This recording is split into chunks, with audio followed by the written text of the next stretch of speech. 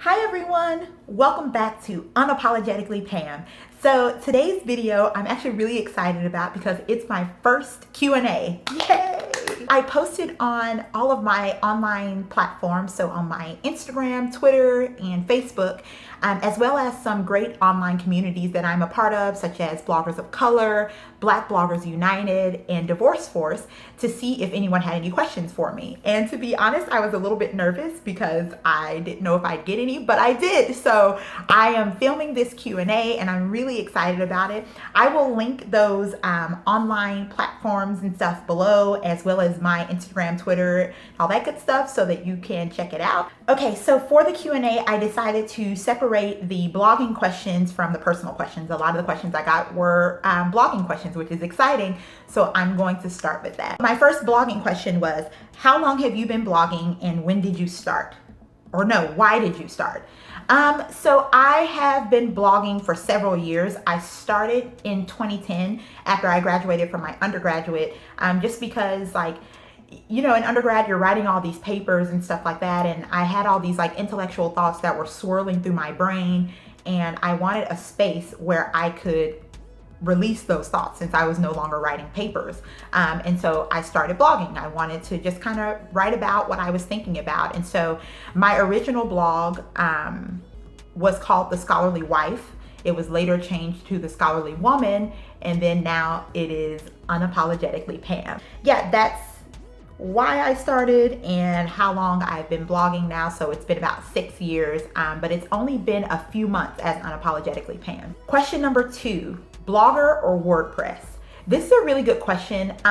I use Blogger simply because, again, my blog started off as one name and then to another, and then transitioned into Unapologetically Pam, and I was originally using Blogger. That was the simplest thing for me when I started because I had no intention of designing anything special. My blog had no special layout or anything like that. I wanted something that already had all that for me. Well, all I had to do was just enter in my little thoughts or whatever. So yeah, I started off on Blogger and I chose to stick with Blogger. So that's what I'm doing now. Although I've heard really, really good things about WordPress as well. So if you're starting blogging or you're thinking about blogging, I would say check out both platforms to see which one is going to work best for you. So this next question is an interesting one as well. It says, do you automate your blog posts in social media? And what do you think about automation overall? I guess by automate, you mean like, do you schedule stuff? I schedule social media posts. Like I schedule posts to go out on like Twitter, not on Instagram or Facebook, just because like I don't post as much on Instagram and Facebook as I do on my Twitter. Again, I'm linking my social media channels below, so please do check them out. You'll definitely get to see a lot more from me and hear a lot more from me there than you will here on YouTube. But yeah, so I automate generally my Twitter posts just because I want to make sure that I'm consistently sharing content. Like, consistency in this field is so important. It is so necessary.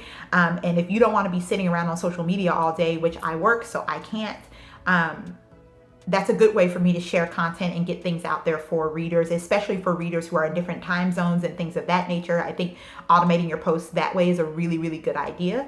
I don't automate blog posts. Like I don't schedule blog posts to go out at a time that I'm not there to physically post it. But I'm not saying I wouldn't be open to that in the future, especially like that's a really good way to kind of schedule things and make sure that you get things going out. I'm not very good at scheduling things, so my blogging schedule is kind of all over the place. Like whenever I'm inspired, I post. Whenever I'm not, I don't. So yeah, I don't have any problem with automation.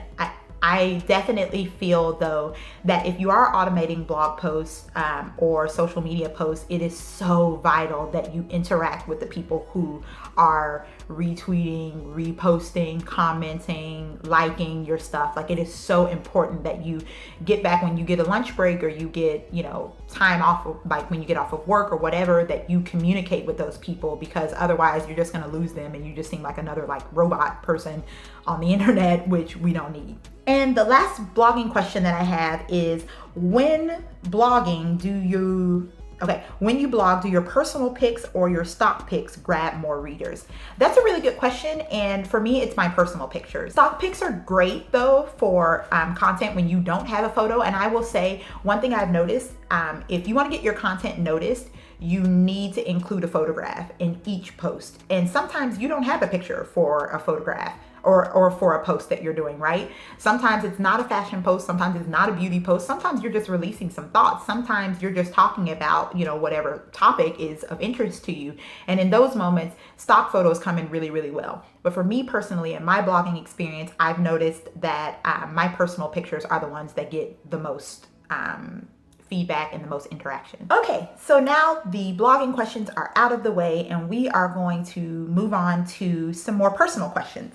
And I'm gonna try to move through these pretty quickly because I think we're already over 5 minutes for this video. So here we go. The first question is, what is your master's in? Again, so I mentioned that I started blogging with my bachelor's degree, or after I got my bachelor's degree, and that was in history.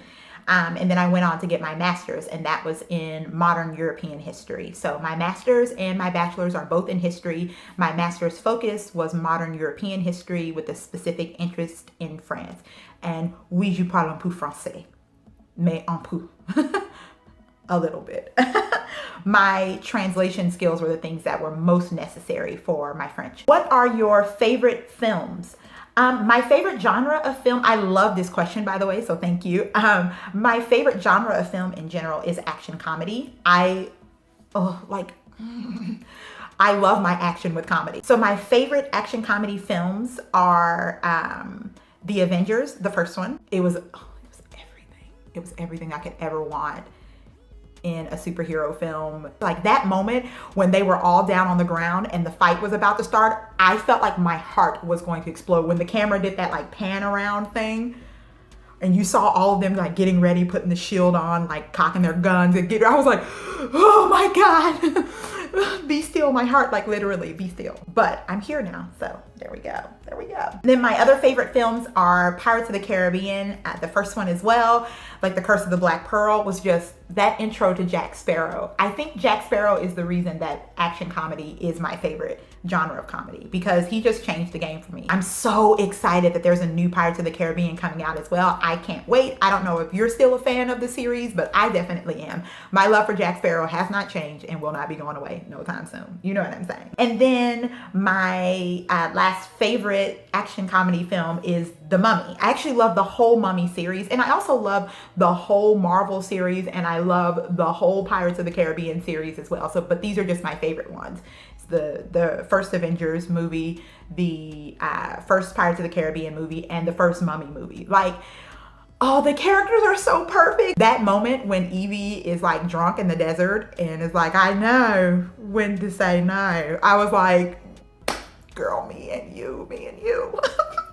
She's the bomb. So those are my favorite films. So these last questions are a bit deeper than the other ones. And I kind of wanted to end with these because they're like relationship driven, but I'm not going to go too deeply into some of the divorce questions that I got, just simply because I want to keep this video light and fun. I don't shy away from the topic of divorce though. Again, if you follow my blog, you know that, and I will link that down below. And if you've been affected by divorce, I highly recommend that you check out the community that I mentioned, DivorceForce, because they are so wonderful in helping you through.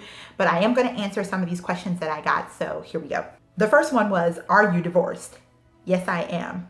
What is the biggest lesson you've learned from your divorce? Man, like that's such a loaded question, and I could go real deep into the answer, but instead of getting super deep or emotional or whatever, I will just say this. The biggest lesson that I learned from going through my divorce is you can't love someone else without loving yourself. And that's for me, and that's for anyone else. Like, man, I could get really deep into that, but basically I'll say this. You know that scripture that everyone like always loves to quote about love? You know, you love God and then you love your neighbor as you love yourself. Well, the thing about that is it implies that you love yourself. What a lot of people don't realize is that you try to give love out to a lot of other people because you feel like that's what you're supposed to do. You're supposed to love your neighbor. You're supposed to love your partner. You're supposed to love your kids. You're supposed to do this and this and that. But you cannot pour from an empty jar. You cannot pour from an empty cup. If you don't love you, you won't know how to love other people properly, right? Because until you're able to extend grace and love to yourself and like nurture yourself and care for yourself in a way that is real, you won't really be able to love other people in a way that is also tangible and real. And I know that that's really deep, but that's just the honest truth of how I feel about it. Again, if you want to know a bit more about my thoughts on that, maybe I'll do a blog post specifically on this question because I think it's a really, really good question. But love yourself. Love yourself first, and then you can love someone else. I also thought this question was really interesting. I got a lot of questions on divorce, so I just kind of narrowed it down to the ones that I thought would be I could easily answer here. One of the questions I got was how long should I wait before dating? And that is a really, really good question. I think it varies. You have to know yourself. My time period was like a year and a few months before I started dating again. There are some people who start dating immediately after.